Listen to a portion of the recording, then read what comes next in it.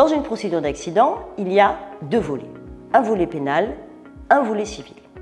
Le volet pénal concerne les poursuites que le procureur de la République, qui est un magistrat, sera susceptible de prononcer contre la personne responsable de l'infraction.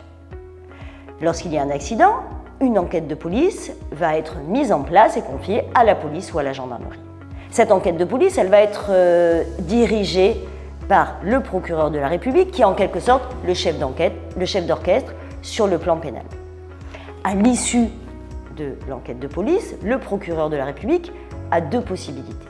Soit il décide de classer sans suite, soit il décide de renvoyer l'auteur de l'accident devant la juridiction correctionnelle pour qu'il puisse être jugé. À noter que dans l'hypothèse où le procureur de la République déciderait de classer sans suite, la victime ne peut malheureusement pas faire appel de la décision du parquet.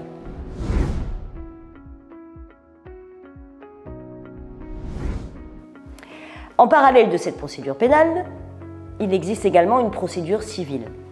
La procédure civile, elle consiste tout simplement dans l'indemnisation des préjudices de la victime et de ses proches.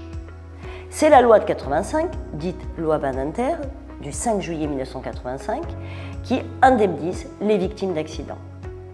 Cette loi fait la distinction selon deux catégories de victimes. Vous avez d'un côté les victimes conductrices et de l'autre les victimes non conductrices. Qu'est-ce que nous dit la loi de 85 concernant ces victimes? La loi de 85, elle nous dit que pour les victimes conductrices, le droit à indemnisation sera consacré à partir du moment où l'enquête de police va déterminer l'absence de responsabilité de notre victime conductrice.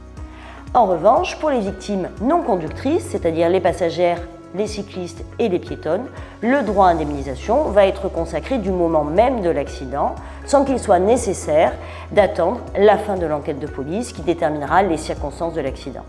Vous l'aurez donc compris, cette différence est fondamentale dans le processus d'indemnisation, puisque pour nos victimes non conductrices, ce processus d'indemnisation peut être entrepris du moment même de l'accident, puisque leur droit à indemnisation est incontestable.